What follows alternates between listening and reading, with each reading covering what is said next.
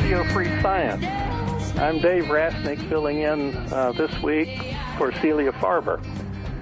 Today is part 2 of an interview with Clark Baker. He's the founder of the Office of Medical and Scientific Justice, abbreviated OMSJ. Last week, we introduced OMSJ and was able to talk with Clark a little bit. And today what we'd like to do is go into more detail and depth and focus on the background of OMSJ, why it came about, and what the various programs OMSJ is involved in, the legal cases, the court martials, the other cases. So I understand Clark is with us now. Are you there, Clark? I am. Good afternoon. And good afternoon to you, too. I'm glad we're able to have you back today and focus a little bit on the details, the history again, and why OMSJ came about, what it does, and what it's accomplished so far. So why don't you take it from there? Well,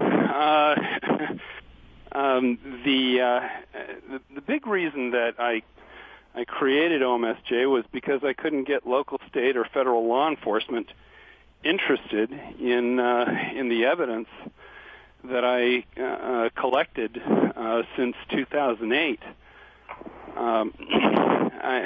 I'd been an investigator, as I explained last week. I've been an investigator since 1980 when I joined the Los Angeles Police Department.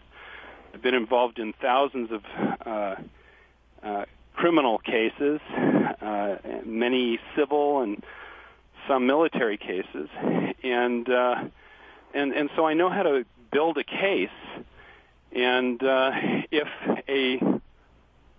a local gang in Los Angeles was engaged in the kinds of things that the drug industry is involved in, local, state, or federal law enforcement would examine it. Unfortunately, not only did they not want to run with any of the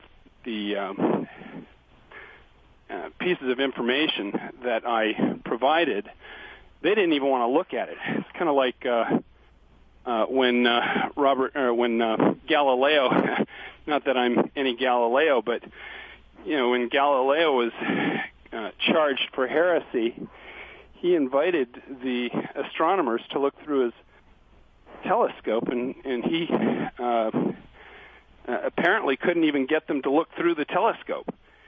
It's one thing when law enforcement doesn't have enough information to pursue a case, but it's quite another when law enforcement doesn't even want to know about it. And so I understand. I mean, I left the LAPD because it was politically challenged. It used to be that a detective could follow up on criminal behavior in Los Angeles of a politician and wouldn't have to worry about his job. And today that's much, much different. And that's why I left the LAPD and created my own agency. But it was out of frustration. I figured if a law enforcement agency wasn't interested in these cases, we would start to follow up cases ourselves and conduct the investigations that these agencies should be doing. Now, for clarification, these drug companies you're talking about are pharmaceutical companies. They're not like the illegal drug operations and things like that. Can you give one or two examples of what you were bringing to the various authorities that they just would just turn their backs on? Well, with regard to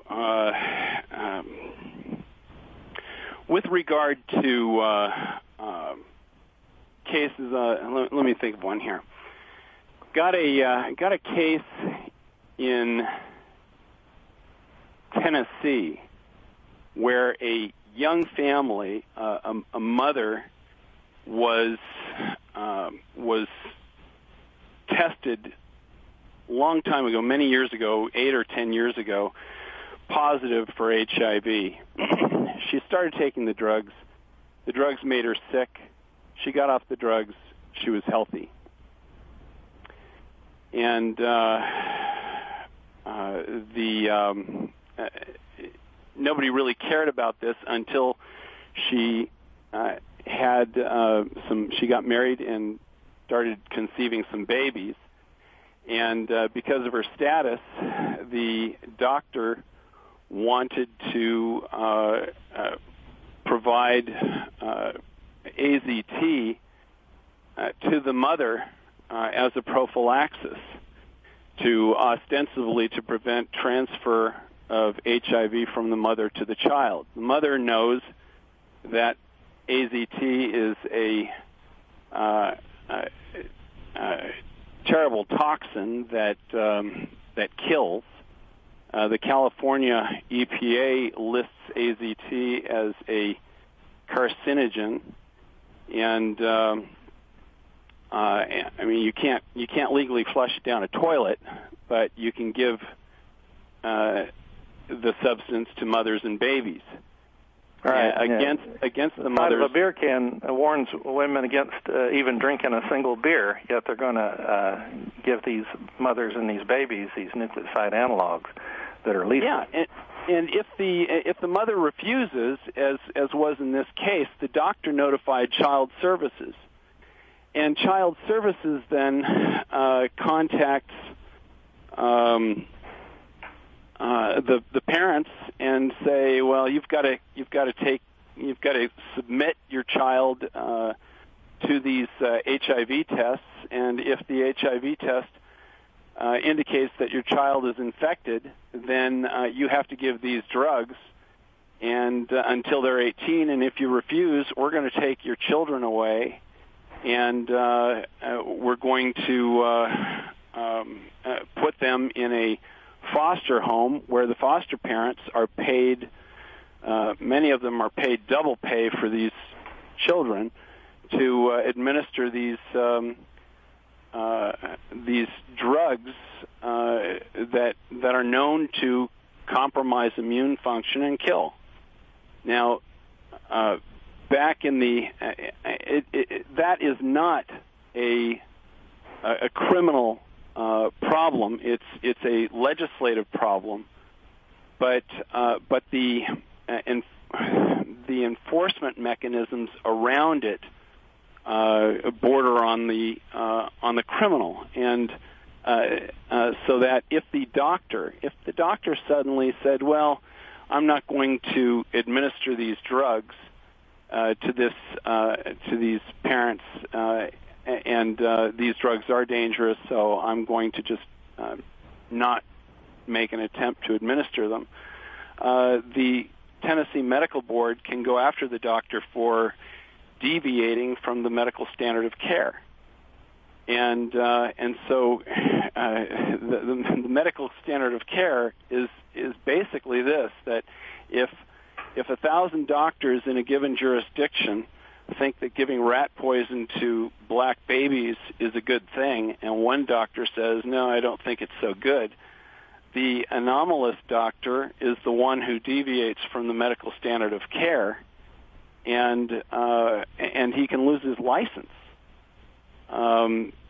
if he is found guilty of deviating from the standard of care, even if he understands the medical and scientific literature and the manufacturer literature with regard to the tests.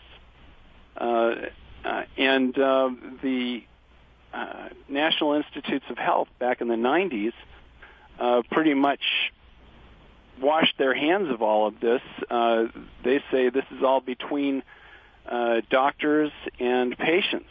But the problem is that when the patient doesn't do what the doctor says when it comes to their babies, the doctor can set in motion the wheels that force parents to make a horrible decision of either keeping their children and providing deadly drugs that will eventually kill them, or and certainly make them sick and compromise their health, or refuse and possibly lose their children.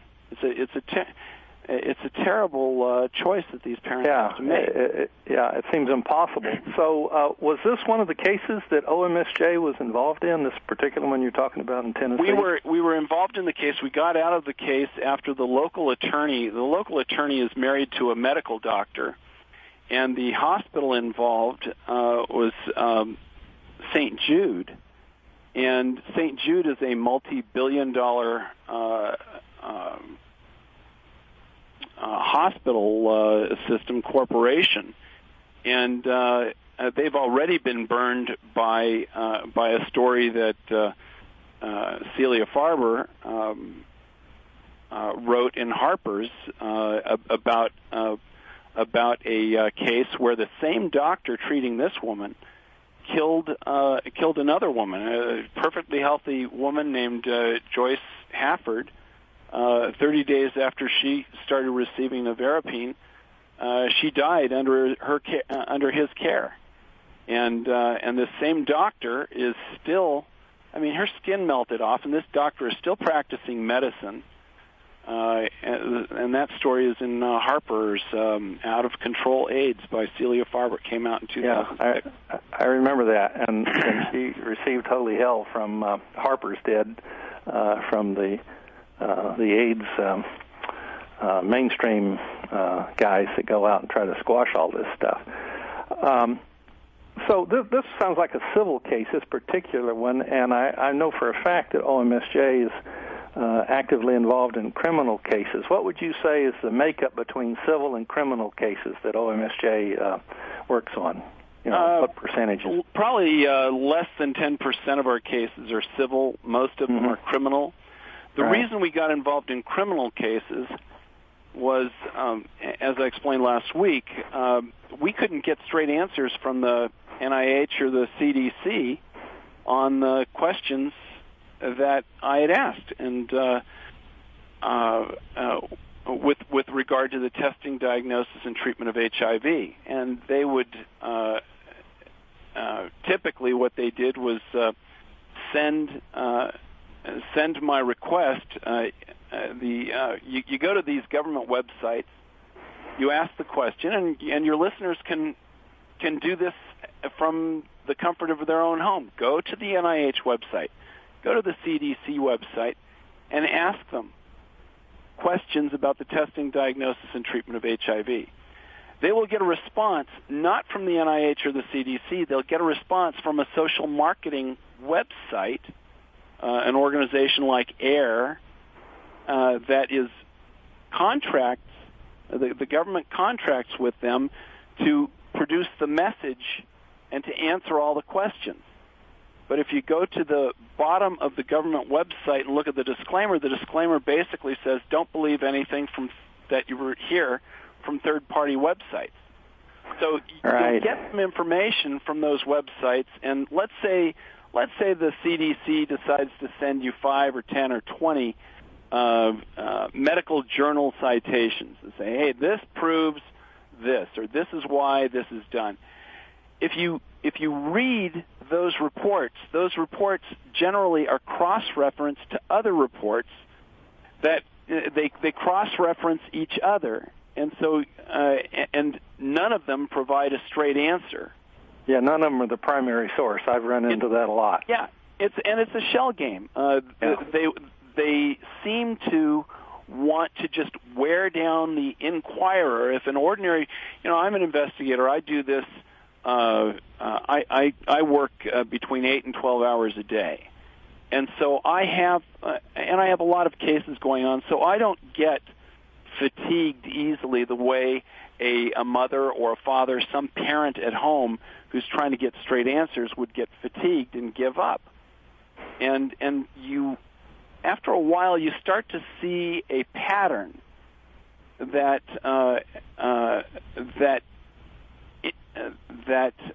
illustrates that the government is hiring third-party organizations, spending millions of dollars in taxpayer funding to deliver a shell game of paperwork that fatigues individuals. And if you get through the paperwork and you look through their shell game and you establish that the shell game doesn't offer the proof that you asked for or the evidence that you asked for, they will eventually say, well, go see your doctor. Well, if you go see your doctor, who is generally overworked and underpaid and has to deal with all kinds of bureaucracy from his hospital, he or she, you can understand why he or she will go to the same website that this parent just came from if they actually go through it.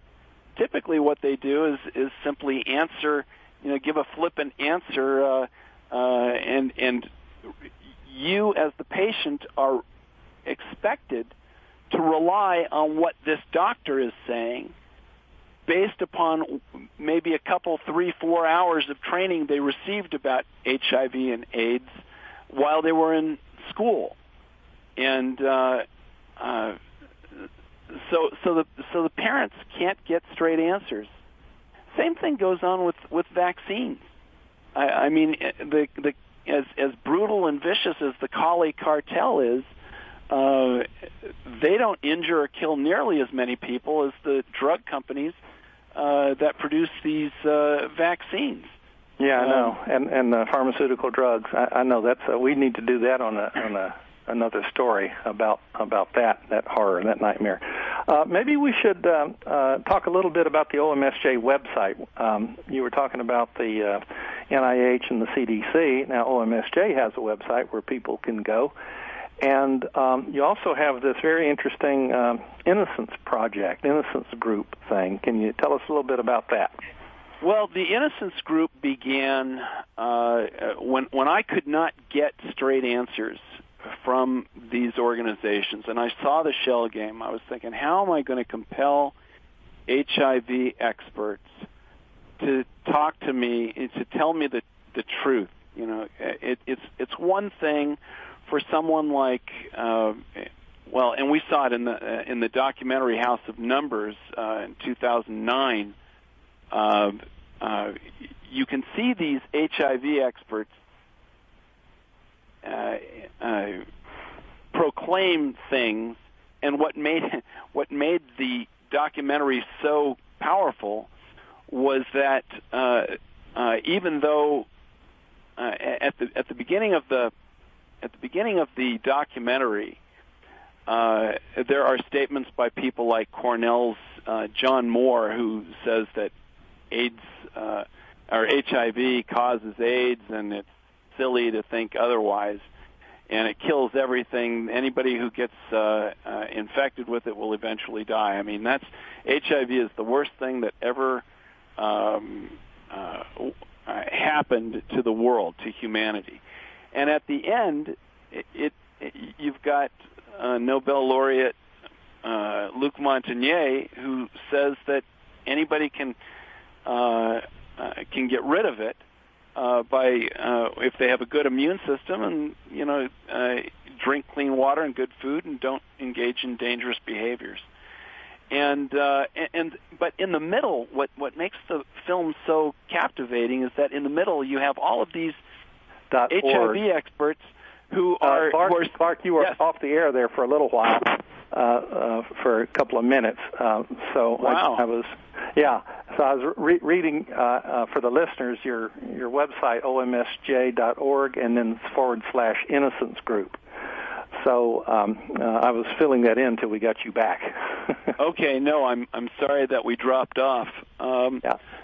The reason I got involved in these HIV cases was because I couldn't get a straight answer from the NIH or the CDC or any government officials, and I was thinking, how am I going to compel HIV experts to answer questions? And if you look at the documentary House of Numbers, which came out in 2009, what makes that documentary so provocative is that you have a dozen or so HIV experts who are talking about the testing and diagnosis of HIV and whether HIV is found in an electron microscope. And it devolved into a documentary pie fight between experts who were saying different things and conflicting with each other.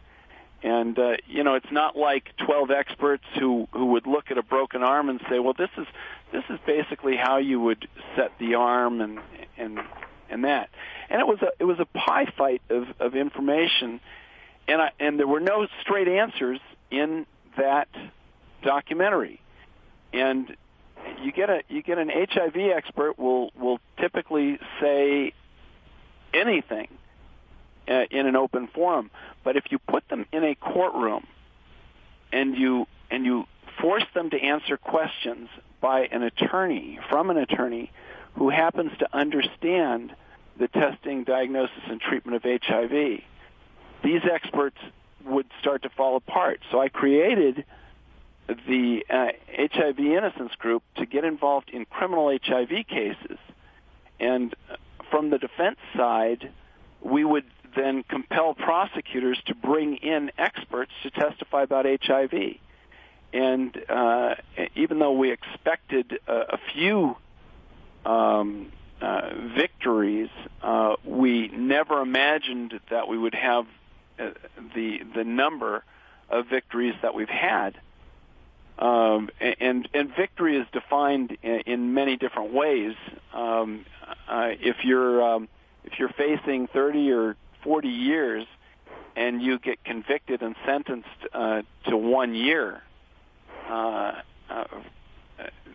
that we view as a victory. If you plea bargain a case where you decide you'll do 1 year rather than spend the rest of life in prison, and you plead guilty, that's a victory to us. But in many of the cases, days before the trial was set to begin, and we had all of our plane tickets and lodging and all of that, prosecutors simply gave up and dismissed, got rid of the charges, asked for a dismissal, simply because they could not find an expert who was competent to testify about a disease that ostensibly has affected millions of people around the world since 1981. Yeah, now that's an amazing thing, what you just said, and I want to go over that one more time so that to emphasize its importance.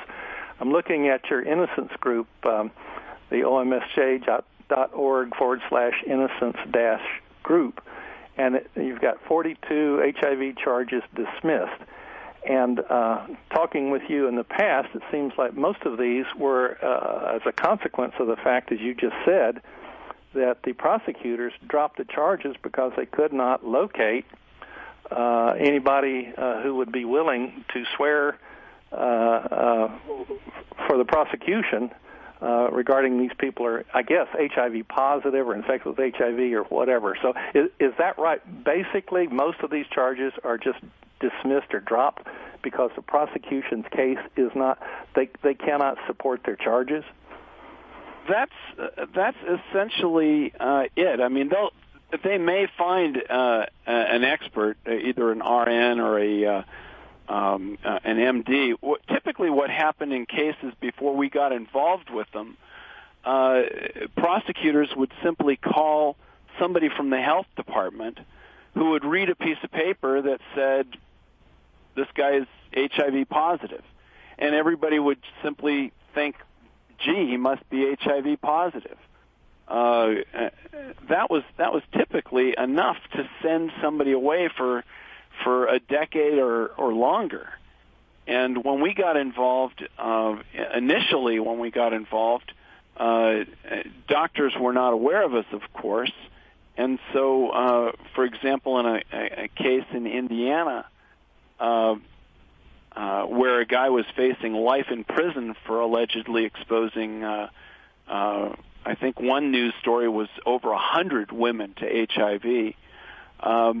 He ended up taking a plea deal for, I think, 4 or 5 years, and he'll be out. But we deposed the head of HIV policy for, I don't remember her official title, but she's a director of the Indiana State Department of Health in charge of this. And after about 30 minutes into the deposition, she admitted to us that she knows nothing about the testing or diagnosis of HIV. This was the expert called by the prosecutors. Now, this is astounding. We have lived through or suffered through, or however you want to describe it, 3 decades of AIDS, and virtually all or almost all of your the prosecutions that OMSJ has been involved in, these cases, they were dropped because they couldn't find an expert who would swear under oath to support the charges that were being made against the defendant. Now, doesn't that strike you as a very extraordinary situation? It certainly does me. Well, I'll tell you how, even though this isn't in the mainstream media, we wrote a story after the victory we had in Fort Bragg last May. There was no coverage of a case where an Army soldier, active duty at Fort Bragg, he was facing 37 years in federal prison at Fort Leavenworth, Kansas, if convicted. There were 4 women who he allegedly exposed. One of the women claimed to prosecutors that she was HIV positive. There were multiple HIV tests that showed that he was positive. There was an infectious disease doctor from Walter Reed who testified that the tests were infallible, and the prosecutors had a statement from the defendant admitting guilt. Despite all of that, despite all of those facts that the prosecution thought they had, we secured an acquittal on virtually all of the HIV-related charges. There was a minor assault charge that convicted him, and he ended up being released from the Army with a bad conduct discharge, I think, or a dishonorable discharge, one of those. But you would think with that kind of overwhelming evidence that somebody would, want to write about it in the media. And even though no one did, and the story and all the links to the information are posted on OMSJ, but despite the lack of media coverage, that same month, OMSJ servers detected over 400 military and university servers that downloaded over 150 gigabytes of information from our website. Oh. So what this means is that even though there was a media blackout on this, which is a story to itself, but the fact that that over 400 military and universities pinged us and downloaded that volume of information from our website indicates that we got somebody's attention. Right. I tell you what, Clark, we have to go to a break now, but when we get back, I'd like to pick up where we left off, especially apparently a consequence of all these interested parties, the Army, the Marine Corps, people like that, who have downloaded OMSJ information. It seems to me that case that I testified in recently showed that they're now trying to use that information to come up with other approaches to try to counteract the effect of OMSJ. We'll talk about that when we get back. And also, I'll give out the phone number. We can take some phone calls. It's toll-free 888-874-4888. So when we get back, we'll take it up from there. We're back. This is Radio Free Science, and Dave Rasnick is substituting for Celia Farber today. And our guest is Clark Baker. He's the founder of the Office of Medical and Scientific Justice, abbreviated OMSJ. And we're really encouraging folks to call in. This is very important things that we're talking about. It affects people's lives. And I understand we have Lee from San Antonio. So before I get back with my questions to Clark, Lee, are you there? Yes, I am, and I'm in Santa Fe, New Mexico. Santa Fe. Okay. Yes. I just wanted to thank your guest for what he's doing.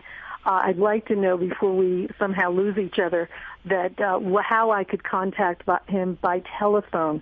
Rather, I don't do email or any of that stuff, or text. Is there any way I could contact his organization, and I will tell him why once I tell him why I'm calling? Clark, did you get that? Yeah, the best. Hi, Lee, and thank you for your support. The best way that we can contact each other is if you go to OMSJ's website. There's a little contact button or link at the top of the website. That's what I said. I'm kind of in transition. So, is there a telephone number I could call? Because I need to using a computer. Yes, actually, you can call an 800 number. Okay. He's looking it up. Yeah, okay. I don't. I don't usually. It's 800. 649. Okay. 2164. Okay, great. And is there any best time to call that number? You can call any time and leave a message, and I'll get back with you. Okay, thank you so much, Clark. This is why I'm calling, and I'll make it very brief. I have a wealthy father. As soon as he sold a $30 million property, my sister immediately took him to some neurologist. Flew in from New Jersey, took him to a neurologist, unbeknownst to me, who lived around the corner from my father, and apparently had him deemed psychotic. Put him on a drug called Risperidone, and never told me, as his third daughter, and I'm 61, what she was doing. And then I saw my father's personality changing, him getting like almost in a zombie vegetation state. And finally, he ended up on a 6-lane highway with his head bashed in, and God knows what the mental or emotional, physical ramifications of that. It was all hid from me. I had been going to the local adult protective elder abuse people, trying to tell them something was wrong, and they would send the police into the house prior to this, saying, oh, his clothes are clean, there's food in the refrigerator, there's nothing wrong here, and leave. And the night that he ended up being picked up on a 6-lane highway, having fallen, because he was never supposed to be left alone, but there he was. They took his car away and left him to his own devices in Florida with 100-degree weather in August, trying to walk to breakfast, trying to walk to dinner by himself. And apparently he fell. And I believe that they were secretly drugging him because I had gotten on a plane having from a sister who had called down to talk to her dad, and the stepmother had said, oh, well, he doesn't feel very good. And she said, well, I'll just come down. And she said, oh, no, you can't come down because, we're going on a trip. And she said, you're telling me I can't come down? She said, she said, put my father on. And she said to him, Dad, what's wrong? And he said, I'm all banged up. I don't know what happened. And anyway, bottom line is we went down there, and I brought a camera with me and started taking pictures of him. Apparently, when I went to give him a glass of water, his wife said to me, oh, no, I'll do that because I have to give him his drugs. Yeah. And I said, what do you mean his drugs? And she said, oh, yeah, well, we're giving him Risperidone. Because I said, what's that for? Oh, well, he has mood swings. You raise a lot of important issues, and I'd be happy to hear from you. The chances are, and there are a bunch of cases where doctors who are working at rest homes are unnecessarily prescribing psychotropic drugs, highly addictive psychotropic drugs, unnecessarily, and are accepting kickbacks. Okay, well, let me just say this. Let me just say this to you, because this is really part of my question. My father was living in his own house. He was covertly being given a drug that was made by Johnson & Johnson, and from what I understand, this drug, just by taking it, there's a 75% chance of mortality just by giving it to an elder person, because it causes their blood pressure to drop and then they fall. Mm-hmm. And also it causes stroke. And now Johnson & Johnson had sent out warnings on this drug. But when I tried to bring this to the elder abuse people, they did nothing. Yeah, they won't, because the NIH. And then what happened? I began being attacked to the point now where I have not seen my dad in 4 years, and my sister basically kidnapped him, took him to New Jersey, and it's had him locked down since then. Lee, do you have a lawyer? Lee, you need to get a lawyer. I can't afford a lawyer. Just write to me. The issues, to your listeners, a good drug is a drug that keeps you healthy. To the pharmaceutical industry, a good drug is a drug that generates revenue. And what the record shows is that drug companies are allowed by our Justice Department and by the legislature and executive branches of government to create toxins and bribe and provide kickbacks to doctors who deliver toxins unnecessarily to their patients. Okay, but my question is, as a daughter, how do I have justice on a company like Johnson & Johnson that allows doctors to prescribe that? Let me interrupt here. This is taking a long time. I see why you want to talk to him on the phone. I think you need to do that privately with Clark, because we can't resolve that here right now. No, I'm not. No, I'm not looking to do that. But I'm wondering, is there justice against a company? Can you go against a company like Johnson & Johnson that prescribes a drug like manufacturers Risperdal? Yeah, I think we can move on here with this caller. Please contact my website, and I'll be happy to respond to you. In answer to your question, typically no. When you're dealing with a multi-billion-dollar industry, an ordinary person does not have the ability to have much of a chance to protect themselves from the industry, or from the company. Since 2009, major drug companies like Pfizer, Eli Lilly, and others have paid $10 billion in fines on drugs that generated tens of billions of dollars, and so they create these drugs that compromise immune systems, that make people sick, that are wholly unnecessary. And after 4, 5, 7 years of the drug on the market, it's discovered to be dangerous, and the FDA finally stops the distribution of those drugs. And if the Justice Department gets involved, they will fine the company a tiny fraction, a small fraction of the profits that they generated from their criminal enterprise. That's the same thing. It's tantamount to me breaking into your house, stealing $10,000 worth of goods, and then paying a $2,000 fine from the stuff that I stole out of your house. Clark, this brings up a quick question. We've been talking about HIV and OMSJ. Does OMSJ do other cases as well besides HIV? Well, our mission is fairly broad. The mission is to protect and defend those victims and witnesses of medical and scientific corruption. So that's very, very broad.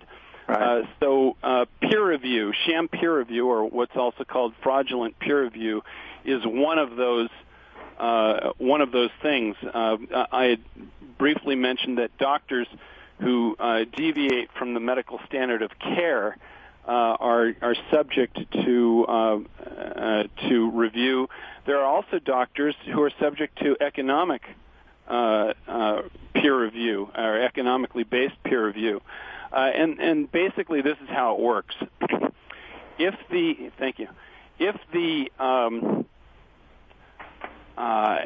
If Dr. Jones has a successful practice, an independent practice in a community, maybe a community of 10,000 or 50,000 people, and everybody flocks to him, and there are two other doctors who think that they want a piece of the action, they will make arrangements with other doctors to peer review this guy's work. And there's one case I heard about yesterday where the lady doctor was approached. She was told in an email, there's actually a document that is the smoking gun of this case, where the person who was trying to pressure her, he said, if you join our medical group, all of this will go away. She was accused of being a marginal doctor, but she had a thriving, successful practice. Her patients were very happy, and she was competing against a larger medical group that wanted a piece of the action. And so they pressured her into joining their organization, and if she refused to join their organization, they would nickel and dime her a number of her charts and establish that she's an unsafe doctor, and then the physician would lose his or her medical privileges at the hospital, and by law, the hospital is required to notify the National Physician Database if a physician's license is suspended for longer than 30 days. Well, once your name is on that list, your medical career is over in the United States. So the majority of doctors, when approached by a multi-billion-dollar medical group like Pennant or Jude, will simply go along and say, okay, yeah, I'll work with it. They find it much easier to work with these organizations than to try and fight them and compete with them. Has OMSJ ever worked with a physician for the physician's rights? Let's say you've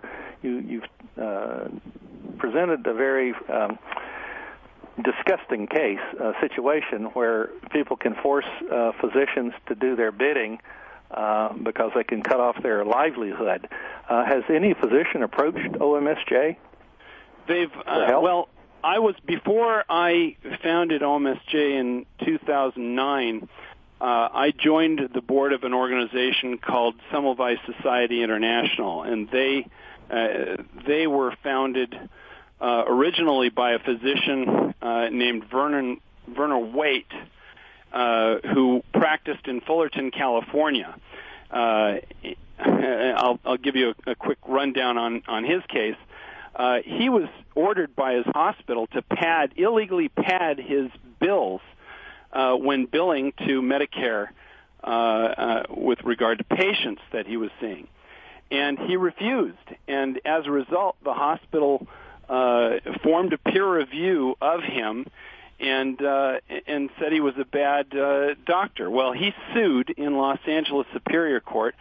The LA Superior Court deemed the peer review process at the hospital a kangaroo court and awarded this doctor a sizable award. And he created what he called Semmelweis Society. And Semmelweis Society International, SSI, it's semmelweis.org, SEMMELWEIS.org. They were founded in 2003, I think, in Tennessee, ostensibly to protect doctors who were subjected to this kind of pressure and retaliation. You're breaking. And so I was involved in that. That organization has folded its shop and directs inquiries from doctors to OMSJ now. So we've taken over a lot of that mission that SSI used to have. And physicians who become targets can contact us. Unfortunately, most physicians who are targeted, they don't really they have no understanding or appreciation of what sham peer review is.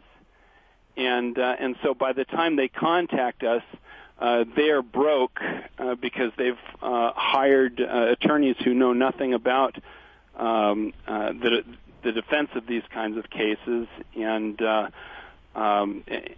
their license is already gone, and it's a very, very deep hole to crawl out of.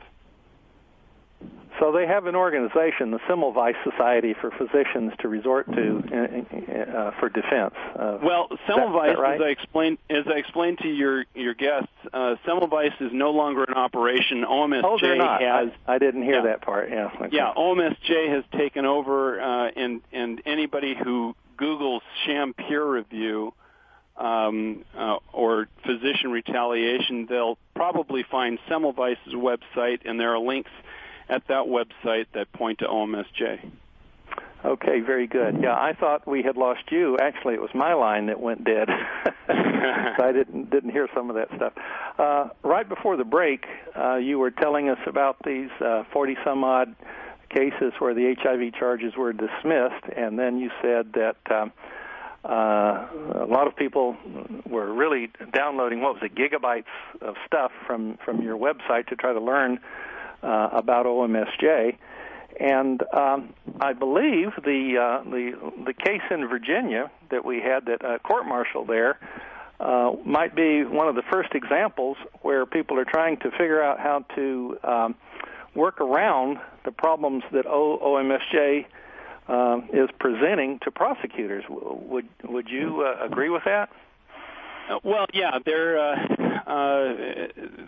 they're starting to get smarter. Unfortunately, in a typical criminal case where somebody is arrested and the basis of the arrest is has to do with drugs or maybe urinalysis or analysis from blood, there's a certain chain of custody that the law enforcement has to follow, and the law enforcement is required to prove that they followed all the policies and procedures necessary to have a solid case against a defendant.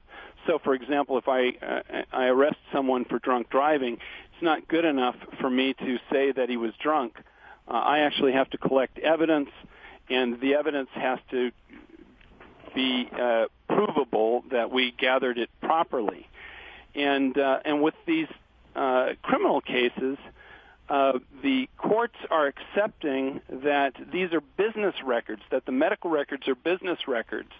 And so a lab like Quest Diagnostics that paid $250 million fine, I think in 2011, for fraud, basically a felony, they're the ones who, if they conducted a test in their organization that engages in fraud,